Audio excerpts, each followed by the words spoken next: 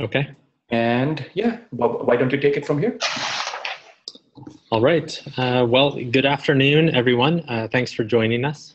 This is a webinar today regarding building your college list. The goal today will be to help empower you to take control of your college list and help you devise a plan that makes sense. My name is Spencer BARR, and I'll be presenting today, but have a couple colleagues as well that are joining us. One of them, KATY Watts, will be joining us to help answer any questions along the way and toward the end. But before we hear a little bit more about us and before we get into the presentation, I want to introduce you to a co-founder of UCEazy Union, who's our sponsor today, Vinny Gupta. Spencer, thank you very much, and welcome, KATY, welcome. Let me extend my welcome to all attendees on this beautiful Sunday afternoon here in Silicon Valley. And my name is Vinny Gupta. I am a co-founder and chief executive officer of UCEazy. Before Spencer and KATY, the stars of the show today, before they talk about the content, how to build a college list, let me just take maybe 2 minutes to introduce who UCEazy is, what our mission is, and how can we help your family with the college admission journey. UCEazy stands for Universities and College Admissions Made Easy. The EAZY is just us trying to be cute with the play of characters there, Z versus S. And the inspiration behind UCEazy was that both me and my co-founder are first-generation immigrants. And as we dealt with the college admissions process for our children, so 2 of my kids went through the college admissions process. One of them had already graduated. Second one is a second year. And I just realized that this whole process is very complex and obviously, as you may have heard, ultra competitive. So from that experience, I just realized that there is a huge societal problem here that needs a solution. So what we are trying to do, UCEazy was founded with a vision of making college admissions easy for all families regardless of their background. And how we do that is, Spencer, there is a chat from one of the attendees. If you can please respond to that. Sure. So how we make college admissions easy for everyone is that we have 3 things. The first is the webinar, like the one you're attending today. We do them on a weekly basis. It's completely free. And the idea here is that in a group setting, you can learn about different topics pertaining to college admissions. And we have experts like Spencer BARR and KATY Watts, who these are awesome people, as you would see in a second, in terms of what they know about college admissions. So that is one, a college admissions seminar or webinars in a group setting, which is our investment for everyone. The second is that if you go to uceeazy.com, there is a tab called Toolbox. A toolbox is a box or is a collection of free web applications to help you with different aspects of college admissions. I would urge you to play with it. There are some really cool tools there. Most important possibly is something called Organizer, which includes all key dates for the college admissions process, especially relevant to current 11th graders and rising 12th graders. Again, the tool is called Organizer, completely free for everyone. Lastly, we have Union, which is essentially a network of experts, and you would meet 2 of them today, Spencer and KATY. These are handpicked college admissions experts that go through an extremely rigorous interview process to be able to earn the right to get listed on this network. And what they can do for you is offer one-on-one counseling for college admissions or coaching. We will talk a little later today as to how you engage with them. But one of the goals for the session today is for you to meet these people and see what kind of content do they bring to the table, what kind of personalities do they bring to the table. So with that quick introduction about UCEazy, I'm going to hand it over to Spencer for the meat of the presentation today. Spencer, it's all yours. Thank you very much, Vinny. All right, so a brief little bit about me. Once again, my name is Spencer BARR. I'm a California native with a master's in educational counseling and PPS credential, also received in California. My bachelor's experience and my master's experience was also in California. I tend to really like California. So currently I am in the process of developing a comprehensive high school, college and career counseling program at my public high school. Prior to me taking my position 5 years ago, we had no college and career counseling program whatsoever. So I've been able to design and build this along the way. Over the years, I've experienced hundreds and thousands of students and working with them, advising for all levels of college and university, from 2-year vocational schools all the way up to a bachelor's and highly selective universities. I am very proud of the fact that I have a 2-year-old daughter, and I have 2 very amazing cats at home as well. And a couple key strengths that I like to highlight. I am extremely passionate about counseling and working with students, and I've heard many times from students and parents that I am very persistent. So I do like to follow through, and I do like to work with students and families.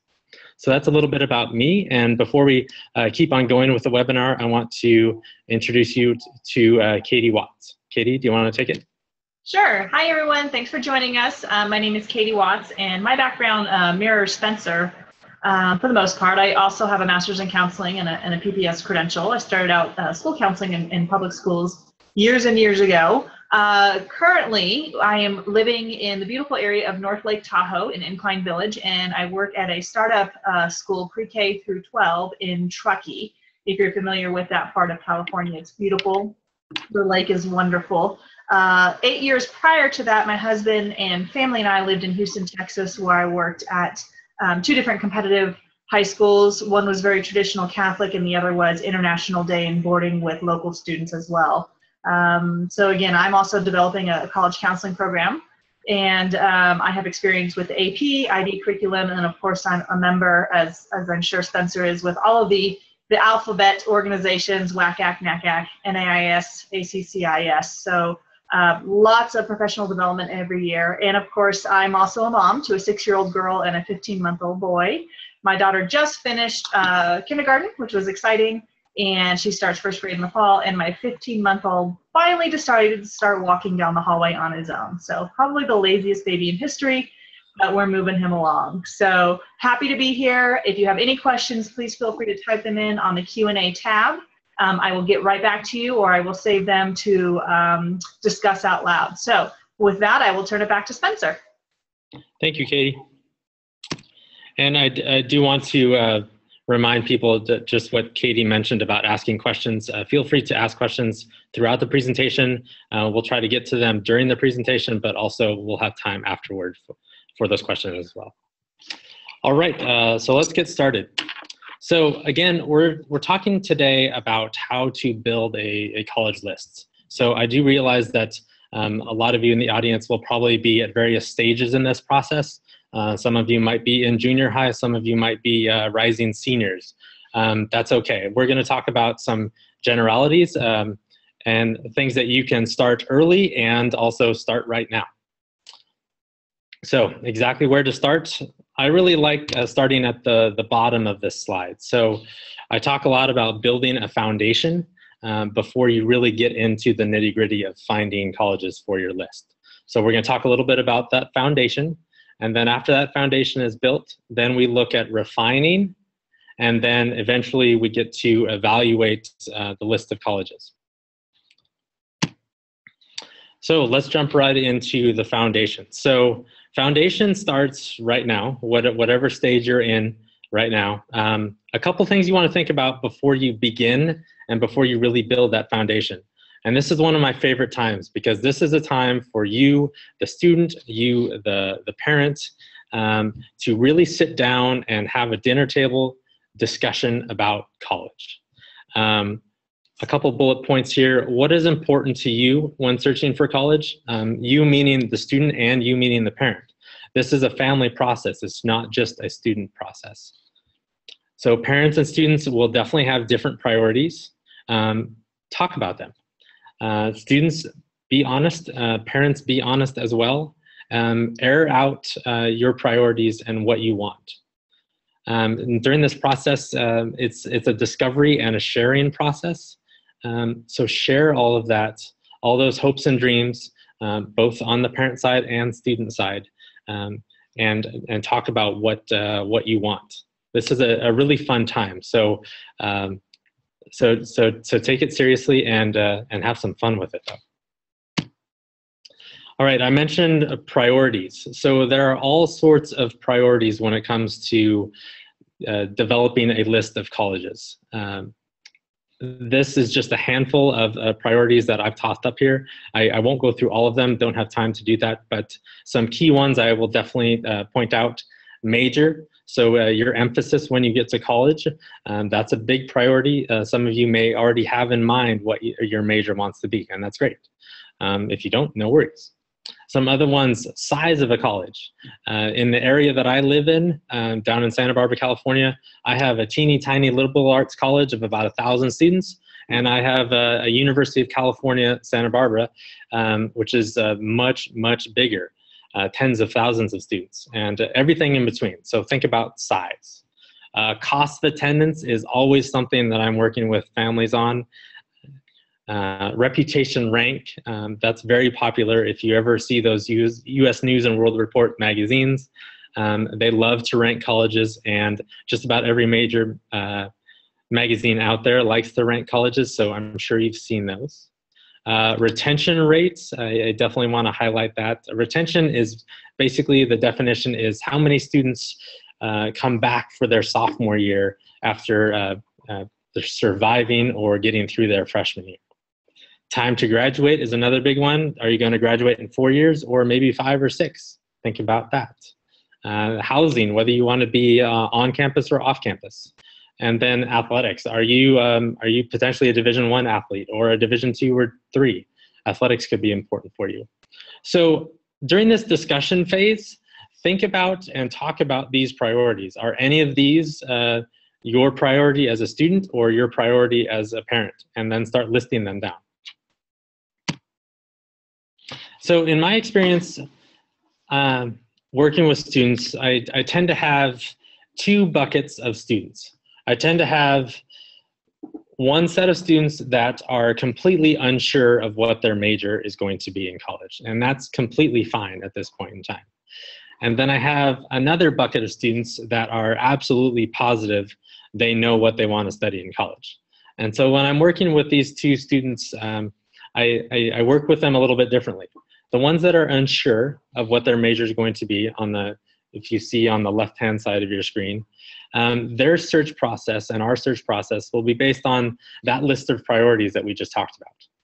Once those priorities are identified, then we start looking at colleges with multiple options for majors.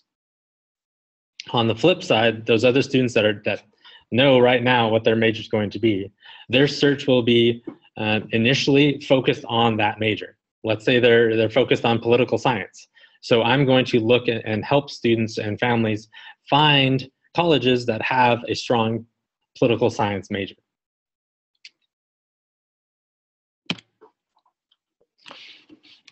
So let's look at these 2 paths a little bit separately. So path 1, the I'm not sure of my major category. There's so many options out there and tools that are fantastic to help you through this process. Definitely want to focus on UCEazy.com and their toolbox. Very helpful resources, very helpful tools, and very user-friendly tools as well.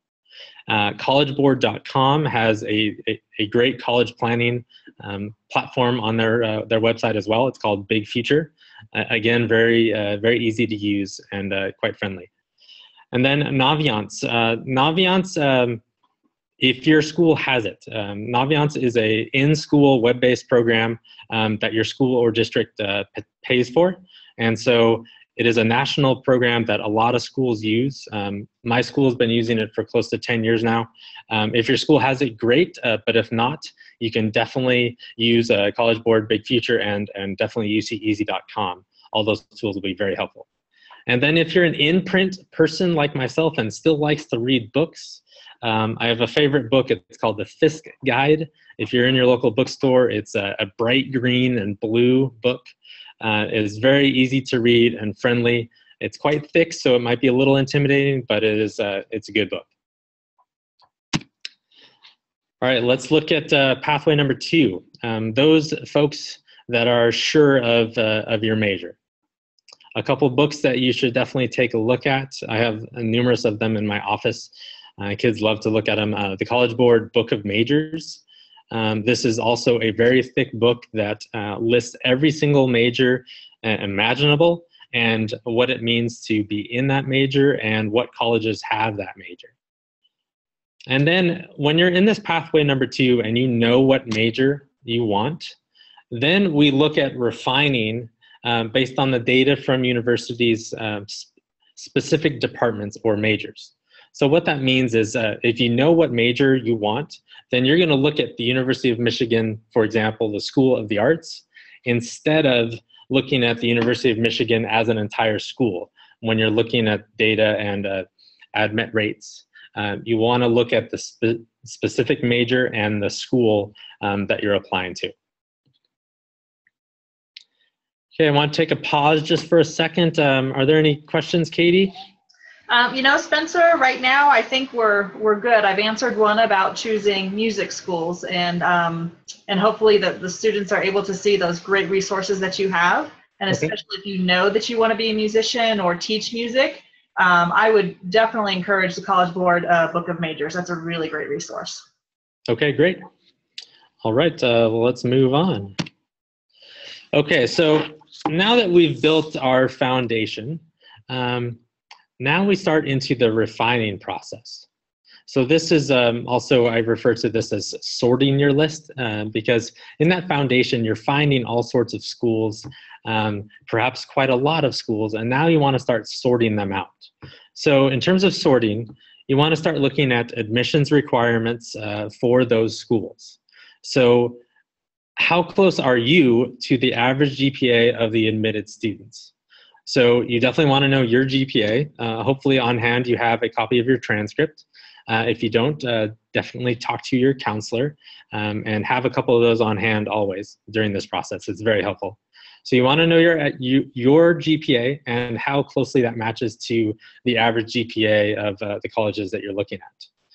You also want to know your SAT, ACT, or subject test scores. If you haven't taken those yet, let's say you're in 8th or 9th grade, no problem at all. You won't take those till late sophomore, junior year usually. Sometimes subject tests, you'll take them earlier on, starting with freshman year perhaps.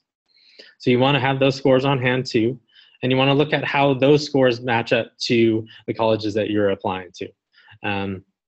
This is where the Fisk book can really be helpful too, because just like online, the Fisk book will also show you averages for those SATs and ACTs. And also, if you're, hate to say it, but if you're just a terrible test taker and you know you are and it stresses you out all the time and you just don't want to focus on it, then take a look at fairtest.org. It's a great website that has a growing list of colleges that don't require test scores. Colleges definitely know that testing is not for everybody. So if you're one of those students, then there are options for you.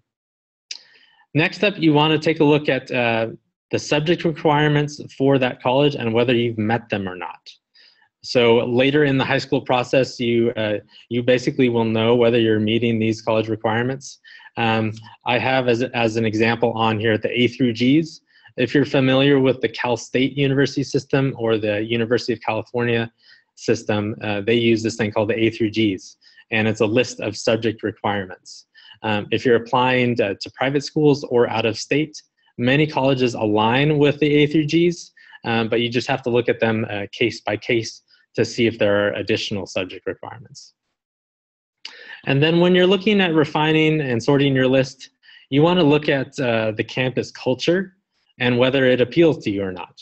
If it really doesn't appeal to you, then you want to think long and hard about why that college is on your list.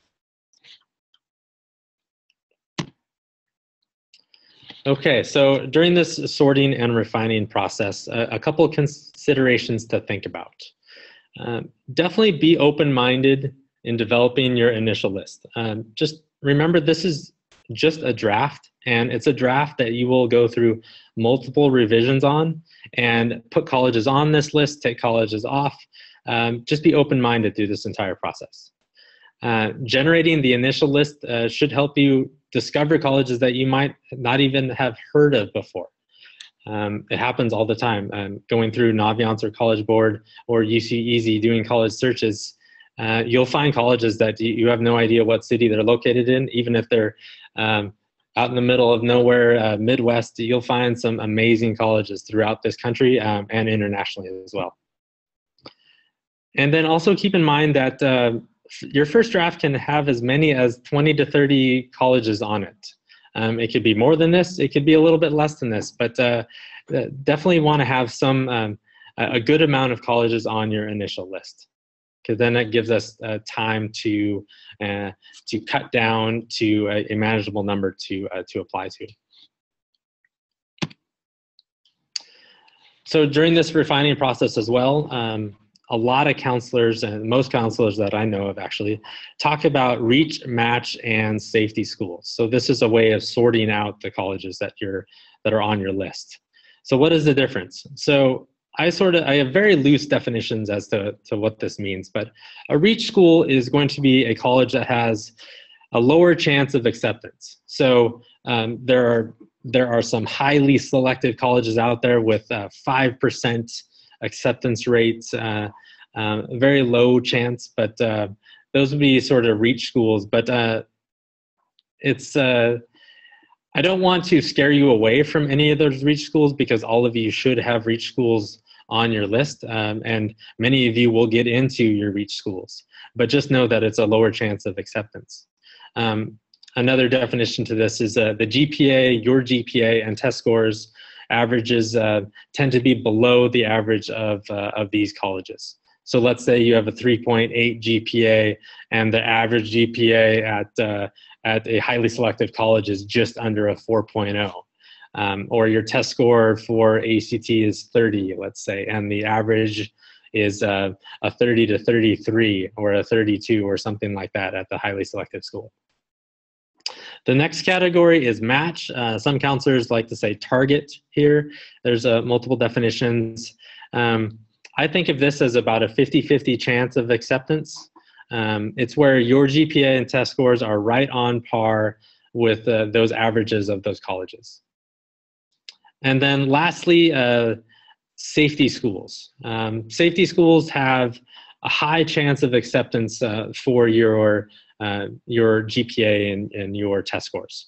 So these schools are important because, first of all, you're going to be very confident that you'll be accepted to these colleges. And secondly, they're just, the definition is that they're safe. So you have that high confidence that you'll get in, and you don't have to worry too much about their application. Okay, so let's break this down a little bit more. So I took a couple colleges that I send a lot of students to in my area, and I just made up some data for a fake student. So my data, if I was a student advising myself, if I have a 3.7 GPA and ACT of 30, these three colleges tend to fit into these reach, match, and safety categories. So Cal Poly San Luis Obispo, which is a very strong Cal State school in San Luis Obispo, California. Their engineering major, their average GPA is 4.1, so it's definitely above my 3.7. Their average ACT is a 32, so definitely above my 30. And their admission rate is about a 22%. So it's going to be very difficult for me to get into, but definitely not impossible. So a good match school for myself would be UC Santa Cruz. 3.8 average GPA, so it's right in line with mine. The ACT is actually below mine, so that's a good sign too. And their admit rate is right around 50%. And then a good safety school for myself is our youngest UC Merced. Their GPA and their average ACT is definitely below mine, and they have a high admit rate. So there's a very good chance that I would advise myself to put UC Merced as a safety school on my list. So when we have that college list that we've been talking about, out of those 20 to 30 schools, how many should you actually apply to? Hopefully you won't be applying to all 20 to 30 schools. That will take up a huge amount of your junior into senior year summer vacation, and all of fall of your senior year as well. So I usually recommend somewhere between 10 to 12 colleges. That number can be flexible too. You don't have to be steadfast that you have to apply to 10 or you have to apply to 12. It can be somewhere in this range. And then when we're looking at 10 to 12 total applications, break those up into reach, match, and safety schools. The majority of your schools should be in the match category. So they should be schools that are right at your average for GPA and test scores, and also extracurriculars and all of that good stuff as well. So look at a couple, 2 to 3 reach schools, 2 to 3 safety schools, and then the majority should be in the center, the match. All right, let me pause one more second again and check in with Katie. Any questions? Yeah, actually, this question tends to come up. Students often ask, well, what happens, or does my chance increase if my parents graduated from that school, or if I know someone, quote, important at that school? Mm-hmm. So I think what students are referring to is the, quote, hook. And I think there might be some universities and colleges that might see that as a bonus. But I haven't found in my long time doing this that it's going to make or break a decision for a college. So you want to make sure that you're investigating, get to know your university representative, ask some questions, and but don't assume that just because mom and dad or grandma and grandpa graduated from that university that you're going to be a shoo-in for that place. So yeah. Exactly. Another term that's thrown around is legacy. So yeah. If your family members, multiple generations have gone to the same school, a term can be used as legacy, and that tends to really only possibly help you in very highly selective private schools. And even in those cases, in many cases, you have to donate a huge amount of money, like basically name a building, and it might help you. Yeah, and you also have to still be academically admissible, because the bottom line is the colleges need to admit students who are going to graduate. That will reflect in their reporting out, and that is really important if they get their students in and out on time. So being academically admissible is extremely important also. Yes, exactly. All right, great. So let's move on. We're to the evaluation phase of our list. So between refining and evaluation, this is when you are going to sit down and really spend some time thinking and communicating. So the communication that I'm talking about is communication between you, the student, and parents, between you and admissions offices, financial aid offices, past alumni of those colleges, basically anybody you can think of to talk to about your list can be quite helpful. Definitely your school counselor.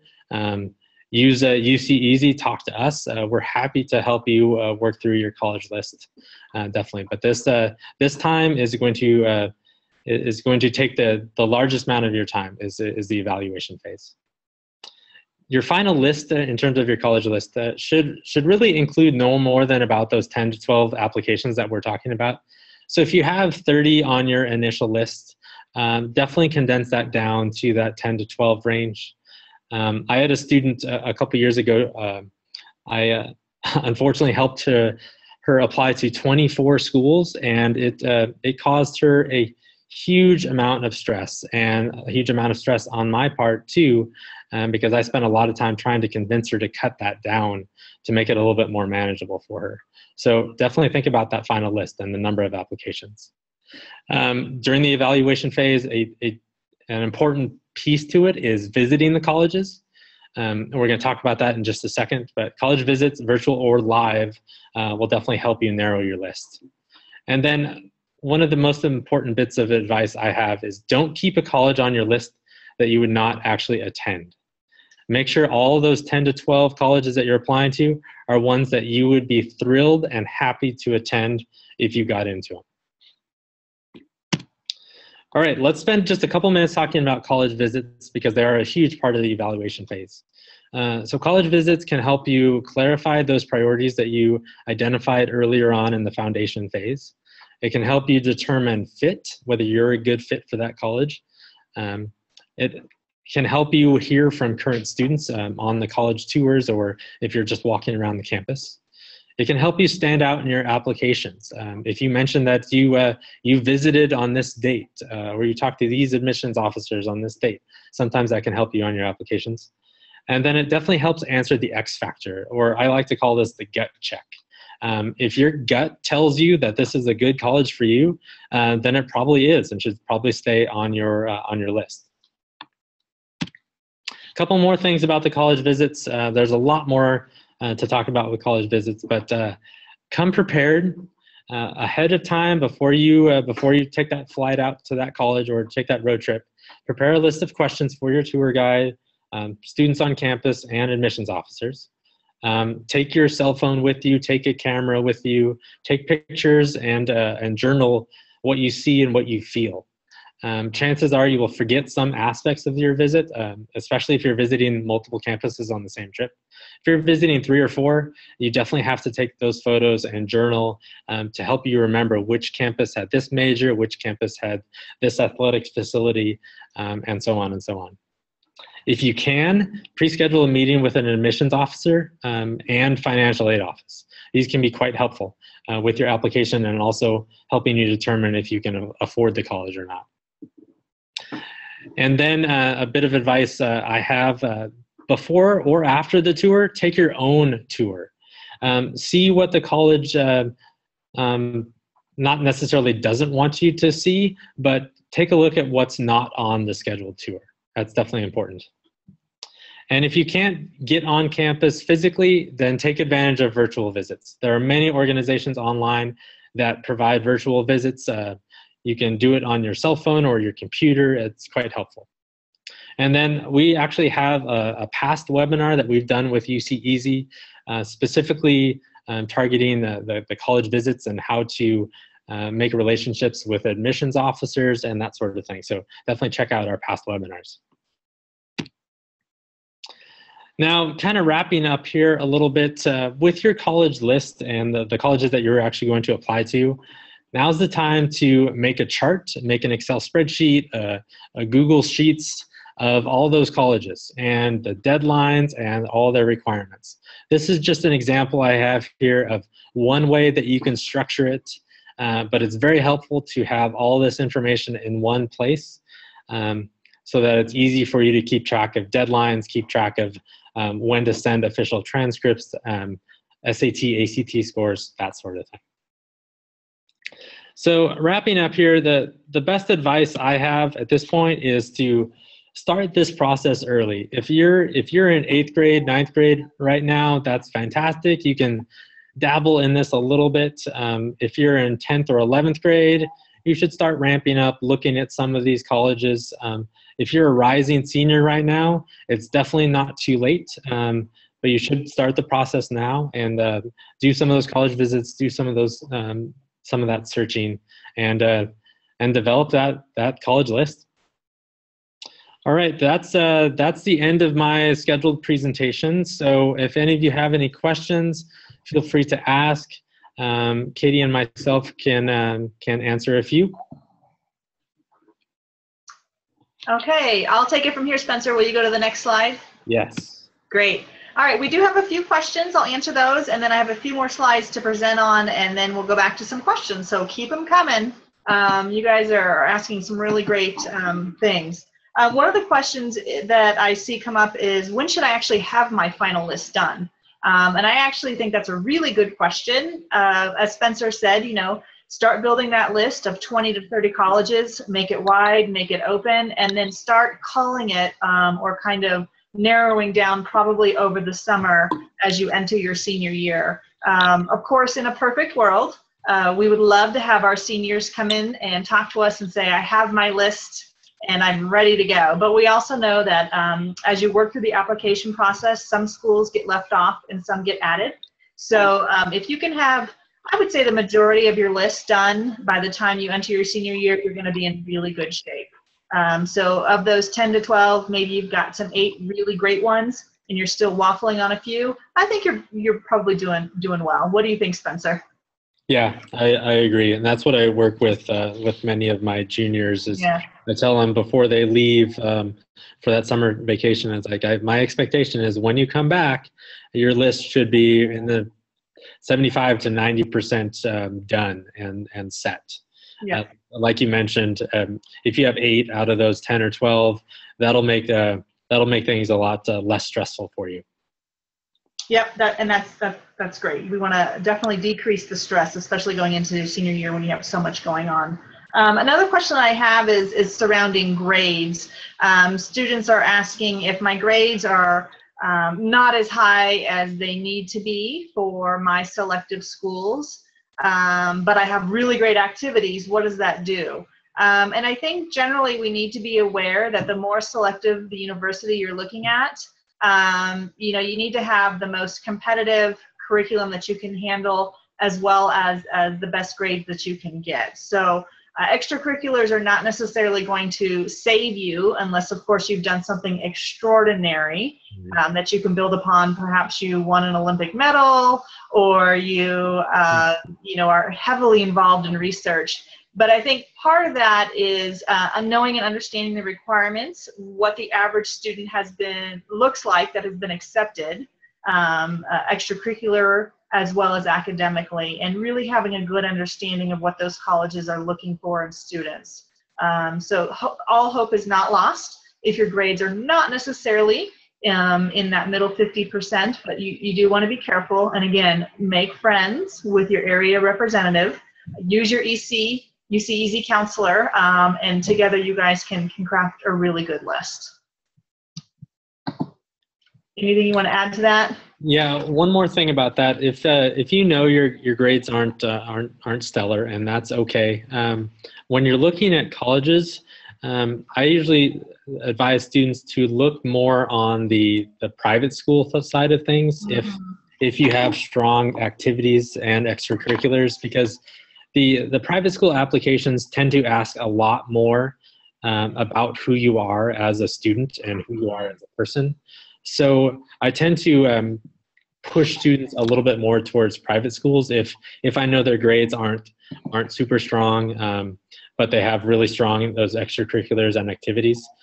Because those private school applications can give you either more essays that you can write about yourself or more short answer questions to allow you, the student, to provide that information. And that's a great point. And actually, many of those private schools we know will give some scholarship money based on activities. Yep. So that's always a bonus as well. So just do the best that you can and work with what you have, and everything will work out. So Spencer, you want to move on to the next slide? I'll go through a few more slides and then we'll go back to a few more questions.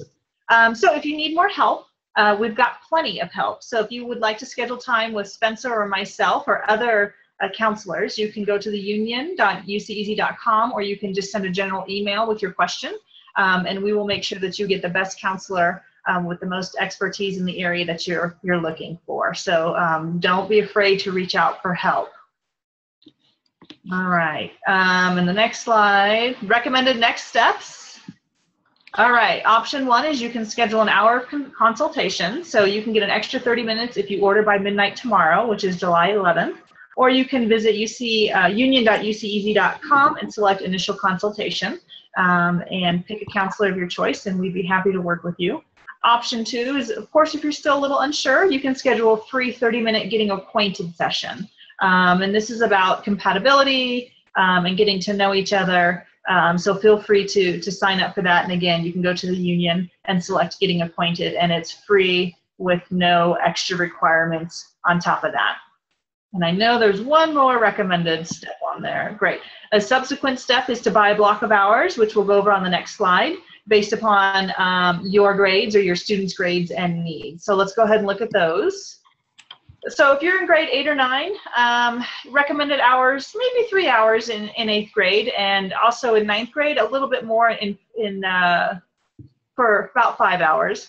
And what we can do is we can talk about course selection, extracurriculars, summer planning, careers, majors, and for 8th grade especially, we can talk about that transition to high school and how to make the most of your high school years in terms of picking your extracurriculars and your courses and things like that. In 10th grade, it starts to get a little bit busier, so we recommend about 10 hours. And again, this involves course selection, extracurriculars, and you can read the list there. We'll also start to talk about testing, the ACT versus SAT, if you are doing APs, if you're in the IB curriculum, that can be especially helpful. A counselor can help you with that. Choosing those courses for the 11th and 12th grade year, and then of course, you know, subject tests, and are those needed? So we can go over those. And then finally in 11th grade, we do recommend 20 hours, and we can really start to get into the nuts and bolts. And that's developing a comprehensive plan for your application process, which includes all of those items below. So, all right, next slide. We also have UCEazy free events. You're attending one right now. It's a webinar. And I know that we have recording of past webinars at uceeazy.com/events, and you can check those out. And you can also, if you're a parent, invite us for an on-site workshop at your workplace, and just email again at info@uceeazy.com. All right. All right, and then we have a few more questions, and there should be a survey that shows up on your screen, so please take the time to fill that out. And I'll go ahead and answer a few more questions. All right, let's see one that comes up. Oh, I get this one a lot. Students who are looking for specific pre-med or pre-law programs. This is always a good one, and I'm sure, Spencer, you can add to this as well. Students need to be looking, or we guide students to be looking at universities and colleges that are going to give them a really good foundation for applying to medical school. So while pre-med and pre-law, if you're looking for law school, are not technically majors, they can be advising tracks. So you might be able to search for colleges and universities on Big Future, for example, at the College Board, with pre-major or pre-med programs. And you want to make sure you investigate and you know and you understand how they're helping and advising students. And the bottom line is make sure you get to a university that's going to support you in the extracurriculars that you'd like to do, give you the solid foundation in the academics that you're going to need, and also research opportunities, as well as allow you to develop relationships with those professors who will most likely be writing your recommendation letters for medical school. So that's a really good question about pre-med, and again, the same goes for pre-law. Spencer, do you want to add anything to that? Yeah, the only thing I would add to that is just a little bit of a word of caution about that. Mm-hmm. If you know for a fact that you're going pre-med or pre-law, then great, go into those areas at those colleges. But if you're not too sure, maybe you're thinking pre-med, but you're not sure if you want to be a doctor or maybe a psychologist or a therapist, and you're not too sure, then look at majors that are more general in the sciences, maybe focus on a bio major or chemistry major, and then go from there, because then it keeps all those doors open for longer, and it's easier to transition into a pre-med from something like that later on in your college career. If you focus on those majors too soon and you find out that you don't really like it, then it can take you more time to switch to another major. So sometimes I advise students to wait a little bit on selecting those pre-med or pre-law majors. Yeah, and that is a really good point. Go in with an open mind, and that's something that you won't be sad about. If you pick a great university that is a good fit in many ways, you're going to have lots of options if you decide to change your mind, because chances are you might change your mind. Another question actually is about visiting the college, and the question is, when should I visit a college? And I think that's a good question. I've had students visit colleges informally as early as 9th or 10th grade. The junior year, at least, I think you should start making some intentional visits, making sure you're getting on the list, you're going for an official visit, seeing the campus. And if you can't do that during the school year, which sometimes it's really hard with all of your activities that you're involved with, you can do it during the summer. Of course, it's a little bit of a different feel when you go during the summer. The other thing that you can do is if you can't really get to specific colleges, maybe you can visit colleges in your area. So, you know, for example, in the Bay Area, you can go visit UC Berkeley and see what a very large urban campus looks like. And then you can, you know, jump down to Santa Clara, which is a smaller private, and get a feel for that type of school. So, you know, informal visits are great. Anytime you can step on a campus is going to help you narrow down what you do and do not like on a campus. Spencer, do you have anything to add to that? Yeah, just to reiterate, the best time to visit a college campus is when their students are there. That's when you get the truest and the most honest representation of that college. Definitely take a look at the college calendar before you go. You probably don't want to go during finals week. There's usually dead weeks over the summer when there are virtually no students there in many colleges. So if you can go during the school year, during your school year, sometimes whatever high school you're going to, it can be a little difficult with your attendance office, perhaps.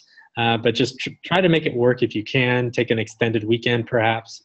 And if you can't make that work, then spring breaks, ski weeks, Thanksgiving breaks, summer vacations, and definitely try to visit. And like Katie mentioned, if you can't go too far away, then think of what's close to you and try to get those different experiences close to you. Yep, that's great. I hope everyone has had time to fill out the feedback form. It doesn't look like we have any more questions, so I think we'll scoot to the next slide. All right, and so this is our final slide. So this is where I say thank you for attending our webinar and allowing me to answer your questions, and I'll hand it over to Spencer BARR for the final thank yous. And then I'm not sure if it goes back to Vinny, but we'll figure that out. Yeah, thank you, everybody. This has been a lot of fun for me, and I hope you gained some valuable information and a bit of advice for where to go from here. So thank you very much. And thank you, Vinny and UCEazy, for sponsoring this webinar. Great. Spencer and Katie, thank you so much for taking the time and for this valuable information. And thank you to all our attendees. I see that most people on the call now are primarily parents, unless students are with them, but not logged in. So thank you, parents, for taking time out on a Sunday afternoon to help out your kids. I know weekends can be very tiring. So thank you for that. Thanks for joining us, and hope to see you at a future webinar. Enjoy the rest of your Sunday and have a great week ahead. Great. Thanks, everyone. Bye-bye. Bye.